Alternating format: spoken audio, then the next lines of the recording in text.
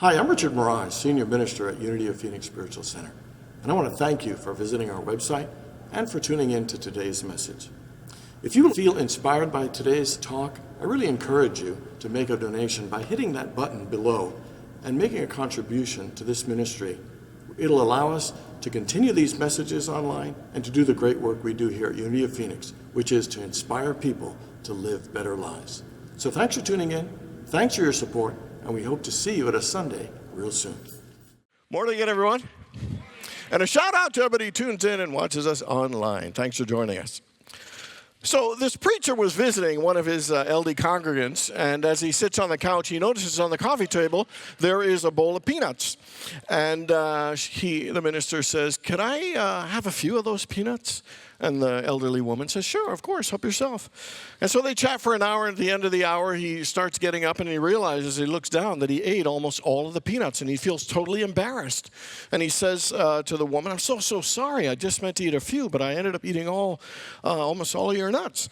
And so the woman says, "Oh, that's all right. Don't worry about that. Ever since I lost my teeth, all I do is just suck the chocolate off, so you can just have them." Okay. Okay.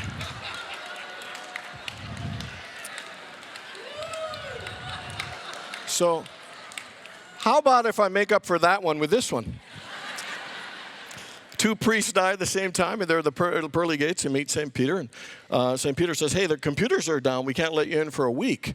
So you're going to have to go back to Earth for 1 week, but you can't go back as yourselves. You can go back as anything you want, but you just can't go back as yourself."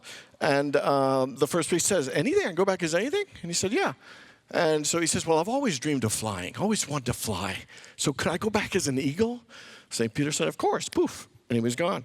And the second priest says the same. "I can go back, and there's no penalty. There's no anything I want." And he said, "Yeah, it's a total freebie. Go anything you want." And he said, "Well, I've always dreamed of being a stud. I want to go back as a stud." And poof, he was gone. And then a week later, the computers are fixed, and God says to St. Peter, "Hey, we need to get those two priests back. So will it be easy to find them?" And St. Peter said, "Yeah, the first one's going to be really easy. He's an eagle. He's flying over the Rocky Mountains with some other eagles.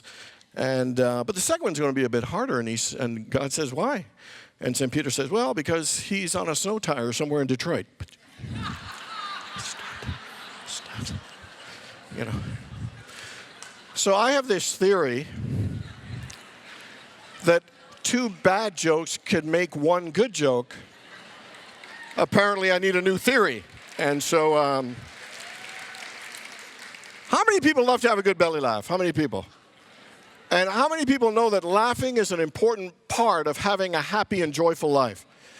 And how many people know that there's still room in your life for more happiness, joy, and playfulness? The fact is, we all love to laugh. Laughing feels good. There are several physiological reasons why laughing is good and important. It actually is really good for our health, good for our heart, good for our blood pressure. It actually releases endorphins. It reduces levels of pain in our body. It reduces stress. It relaxes our muscles. It gives us a better perspective. It opens our heart. It keeps us, more lighthearted and open-hearted. It's no wonder people say laughter is the best medicine, because it is powerful. It's helpful, more than just enjoyable. In the book of Job, it says, "He will fill your mouths with laughter and your lips with shouts of joy." In the book of Proverbs, it says, "A cheerful heart is good medicine, and a joyful heart makes a cheerful countenance." Laughter is a vital important of a happy, fulfilling, and a joyful life. So today we're in week 4 of our 6-week series on the fabulous book by His Holiness the Dalai Lama and Archbishop Desmond Tutu entitled The Book of Joy. And it's really a book about how do you find joy in a more lasting way, not only in everyday life, but particularly when things aren't going our way, particularly when life is painful and challenging, when it's disappointing. And so in week 1 about the nature of joy, we realize that joy is our nature. They say when a baby's born, they call it a bundle of joy. All of us, we come into this life experience as our nature is love, and it is also joy. But the fact is, as much as it's our nature and our purpose to have joy, most of us sometimes struggle feeling joy. Sometimes we feel we lost our joy. So we don't have any joy, and we're seeking joy. And the Dalai Lama says that joy is our nature. Joy is the reason we're here. And the greatest thing that holds back our joy and the reason we struggle with joy so much is actually us. We ourselves are the one who inhibit the level of joy and create suffering by thinking negatively, by worrying all the time, feeling anxiety, holding on to bitterness and blame and resentment. But he said the good news is, since we create our own misery and challenge and our nature's joy, we could actually work to create a more joyful mind. That we can cultivate more joy in our lives by connecting at a deeper level and letting it come forth. You know, the Sanskrit word for suffering is dukkha, and the Sanskrit word for happiness is sukha. And these two words originated with the Aryans who brought the Sanskrit language to India. And they were nomadic people who traveled around in horse carts or ox carts. And the word sukha, suffering, actually means to have a bad axle. And suffering is actually defined as having a bumpy road, a bumpy ride on the road of life. And happiness is having a smooth ride down the road of life. And so how many people here ever had a bumpy road or bumpy experience on the road of life? How many people would like to have a few smoother ones in your life? You know, the fact is, the mind is the axle. The mind is the thing that determines the level of bumpiness of the things that happen or the level of smoothness. And so the whole idea is to train your mind, cultivate in your mind a more joyful mind, and that we will experience, the natural joy in us will bubble up and can be even experienced during suffering and challenging and difficult times. So last week, Reverend Roger started of the 8 pillars of joy. He did perspective and humility. Today I'm going to do humor and acceptance. That's apparently funny to someone, so so you know my jokes quite well, apparently. And the fact is, life is hard. Life is hard. And sometimes when life is hard, you know, we can become frustrated and upset and disappointed. And when it continues to be hard, we can sometimes get bitter and resentful. You know, sometimes we get stuck in negativity and we become rigid and inflexible, cold-hearted, and we can just shut down. And the truth is, we need to find ways to open back up. You know, sometimes we take life way too seriously. We take ourselves way, way too seriously. I mean, many adults, I would say, suffer from terminal seriousness. Is that we're never smiling, we're never laughing, that we're always kind of frowning and not really feeling connected or joyful. You know, it kind of reminds me of this guy. He was working in a small accounting company. His desk was here, and his other partners was there, and the bosses was there. And they'd be working, and the boss would come out often and say, "Hey, fellas, I'm taking the rest of the afternoon off." Or, "Fellas, hey, I'm going to the ball game this afternoon." Or "Fellas, I'm leaving early because I'm going on a weekend vacation." And then the one guy says, "Gosh, it must be nice being the boss. You know, fellas, I'm leaving early. Fellas, I'm taking a half day off. Fellas, I'm going for a love." He said, "Just once I'd like to leave early. You know, but I'm a little nervous about leaving it because I'll probably get caught. With my luck, I'll probably get caught." And his partner says, "How are you going to get caught? The boss already left. He said he's not coming back. You're not going to get caught." He said, "I don't want to get caught." He said, "You won't get caught. Just take your hat, go home, and just have a relaxing day." So the guy takes his hat, goes home. He opens the door, and he sees there, embracing his wife, the boss. So he closes the door, and he gets back to the office. He throws his hat on the desk in disgust, and he says, "I knew it." And his partner said, "Well, what happened?" He said, "I almost got caught."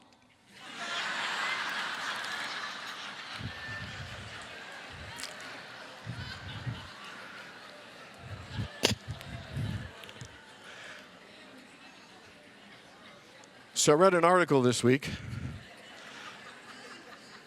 and it's entitled, "You're Not Laughing Enough," and that's no joke. And the article actually said that when we become so serious, when we're always stressed and tense and anxious, it not only reduces our health and our well-being, but our level of joy, our ability to be intimate and connected and honest in a relationship. It affects our mental capacities of thinking, our emotional levels. It affects our spiritual connection. That not laughing and not being playful isn't just silly stuff. It is heart-opening, important stuff that prevents us from getting sucked into the negativity and the seriousness of life. You know, this book, the Book of Joy, is a one-week dialogue between His Holiness the Dalai Lama and Archbishop Tutu. And Douglas Abrams, who wrote the book, one of his biggest surprises in observing and taking notes was how much they laughed and how playful and silly and joyful they were with each other. And he thought, wow, two spiritual icons and they're laughing and joking like this so much? And what was even more amazing is the fact is they've been through a lot of hurt. They have seen pain and murder and injustice and racism. You know, the Dalai Lama, has been in exile since 1959, kicked out of his own country, and his life threatened. Desmond Tutu has seen so many die in the struggle with apartheid, and yet they're so joyful. Yet they're so happy and playful.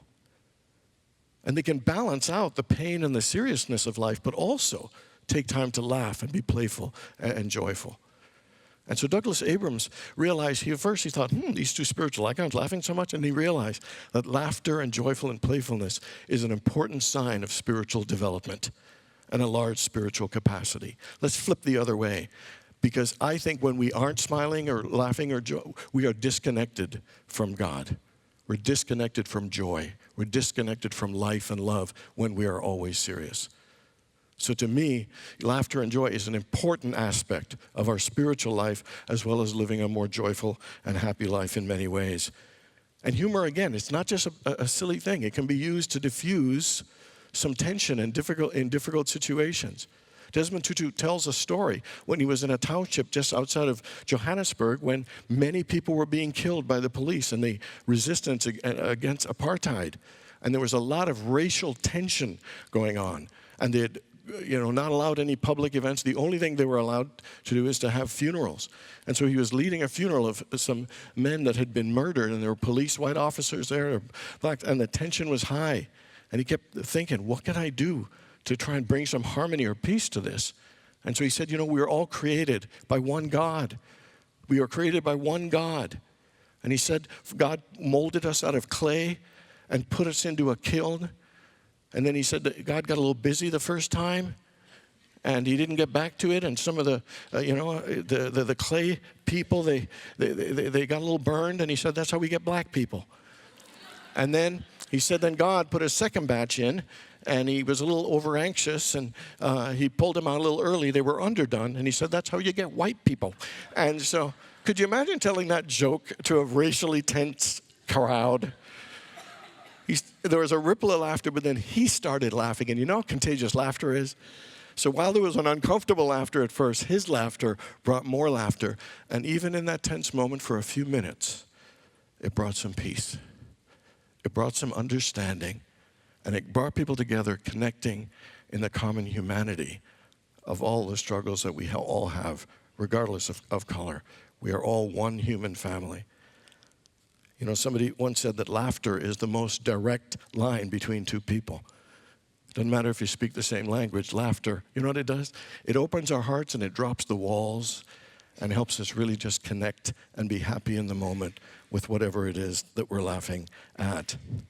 Laughter can also be used in very difficult times, going through challenging processes. I'm reminded of a gentleman who was a member of this spiritual community. His name was Ron, a great musician. He loved music. I was taking guitar lessons from him. He'd always come over, and half the lesson was him just playing and me going, ooh, because he was amazing. Not just that he was so amazing, but I loved the joy he had while he played.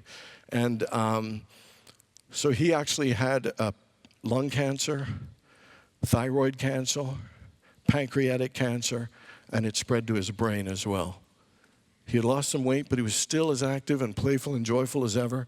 So I'd had about 7 guitar lessons at that point, and then I'd heard that he'd collapsed and was in the ICU. So I went over to the hospital. His girlfriend was there, and I approached the bed, and he was sitting there. And I put my hand on his and looked at him, and he said, Richard, I've got some bad news. And so I leaned in. I said, what is it? He said, I need to cancel your guitar lesson this week. And so we howled and howled. And I'll just tell you, to pick a line of humor when you're dying of brain cancer, and that's how Ron was. 2 weeks later, we actually did my only living memorial in the hospice facility, and Ron was there in his wheelchair, propped up, and we paid tribute to him, and we told jokes, and we laughed and we cried. And about a week later, Ron passed away. But I'll tell you, when I think of Ron, I don't think of a guy who died of lung cancer, brain cancer, and had all those cancers. I think of one joyful man that made a difficult situation better by being joyful and creating jokes and laughter. And that's the power we all have. We don't have to be terminally serious. We can actually find lighthearted, joyful things, even in the most difficult times. That we can find joy and laughter. We can make connections with people, but by smiling and telling jokes. And so my question for you is, what role does humor and laughter play in your life? And would you like it to play a bigger and more intentional role in the way you live your life? Because if you look around at the world, there's a lot of funny, goofy stuff if you open your eyes. One of my favorites is they call it rush hour. Well, nobody's rushing anywhere. You know?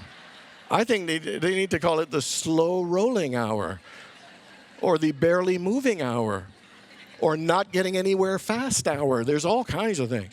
And a great one this morning is we have a green room right backstage, and next to it is a restroom. And there's the word inspire written in wood, beautiful. So when I sit there, I see that every Sunday before we come out. And Marianne Williamson was here Friday, and we needed to do a few things, so somebody moved it. They moved the word inspire. So this morning, Richard and I went to the restroom, not together, and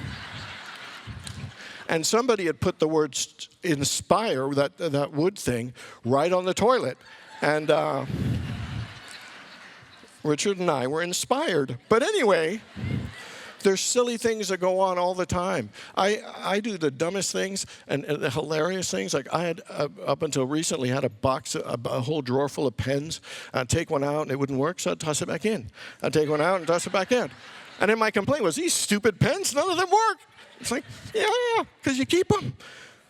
And the fact is, are you willing to laugh at you?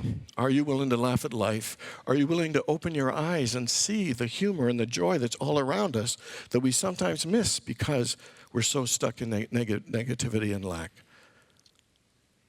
I guarantee you, if you spend more time laughing, it'll make your ride a lot smoother down the road of life. The next one that's important is acceptance.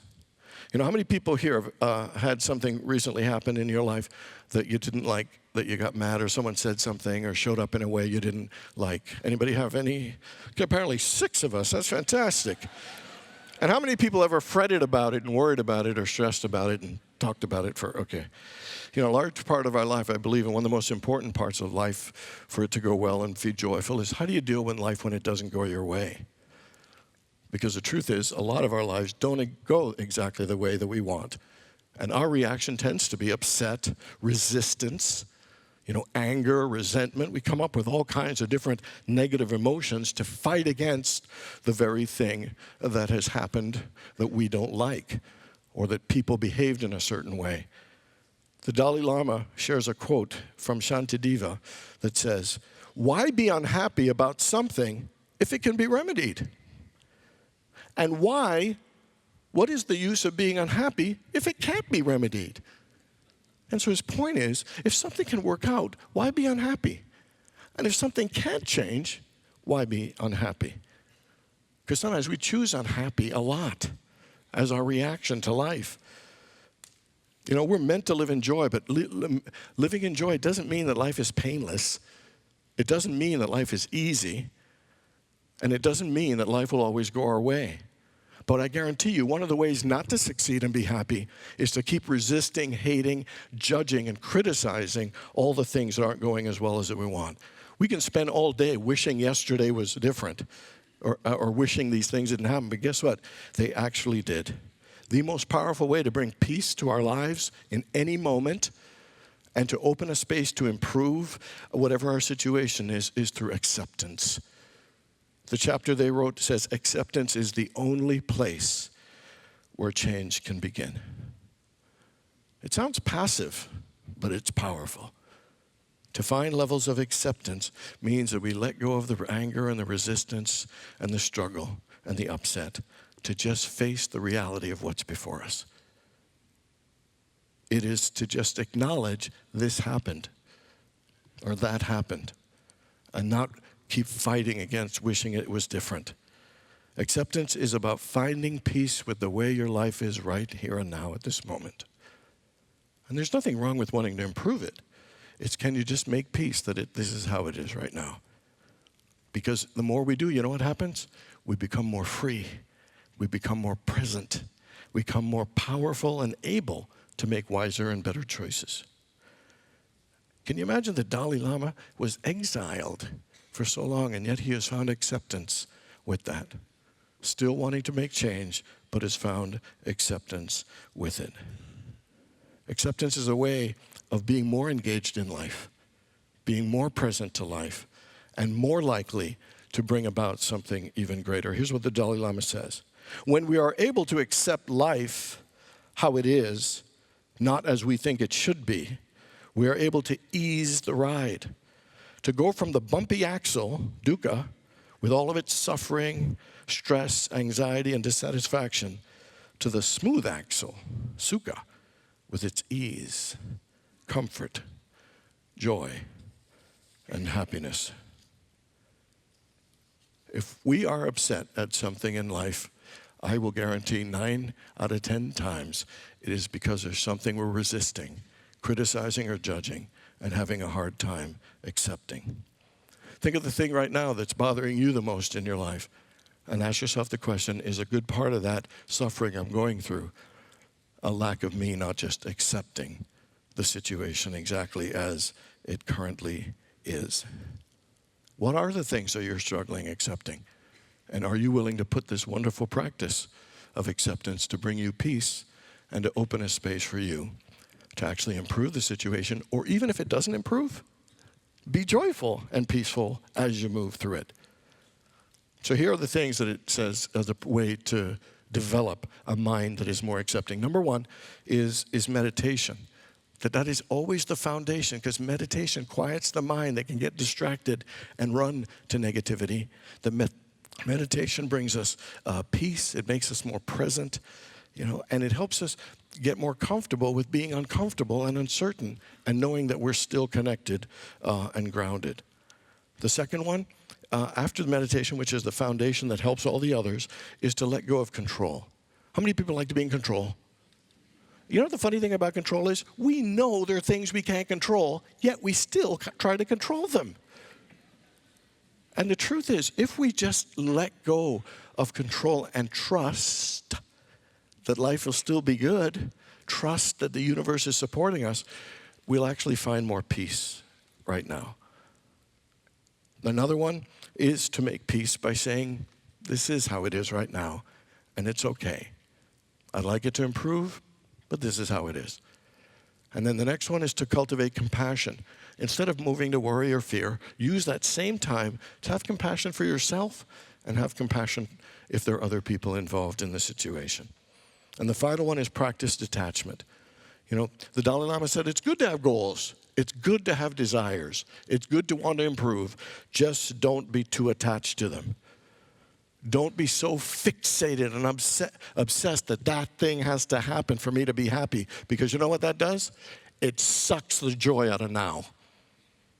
It sucks the joy potentially out of the future as well. It's good to have goals and to move towards them, but don't be too obsessed or overly fixated on them.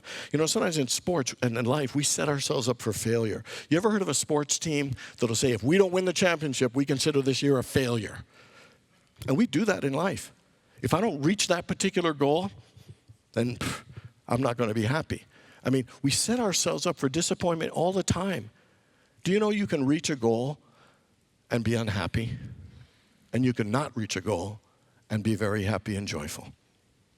And the question is, what's the attitude? Attachment is about taking away the stress and the obsession so you can just be present to enjoy it. Let me give you a perfect example. I've given it before, but I think it's important. Jerry Rice. Everybody know Jerry Rice, best wide receiver in football? When he had his Hall of Fame speech, and he was number one and won Super Bowls, he said, I put so much stress on myself and lived with so much fear when I was practicing and when we were playing that I didn't enjoy any of it. while I had all these accolades and all these accomplishments and records and Super Bowls, I put so much stress on myself to be the best that I didn't have any fun. I robbed myself of fun. There's an example of achieving what you want, but not having any joy. And there are many times we cannot achieve by just being joyful now and doing the very best that we can. We think it's going to actually limit our success if we're just accepting no. It actually frees up more power to actually be able to create better things. Everyone, all of this making sense? Okay. Because if it isn't, this is all I got. And you will have to just accept it.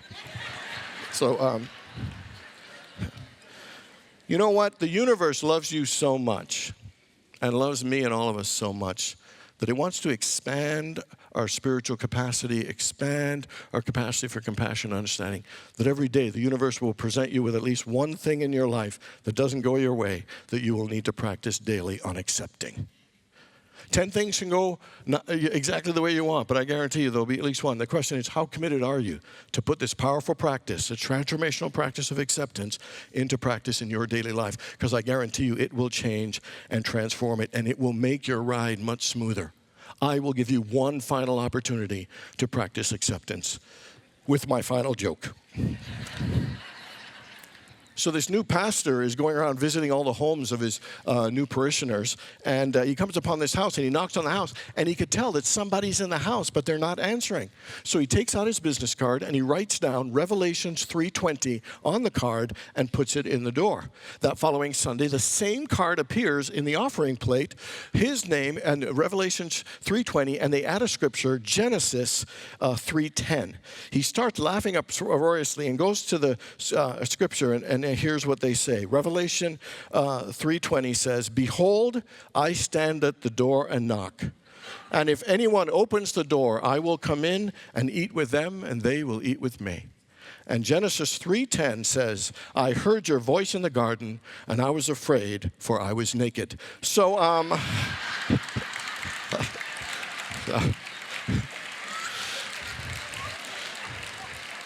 right. Life ain't easy, but we can make our ride a whole lot smoother if we're willing to cultivate a mind of humor and acceptance. God bless you all.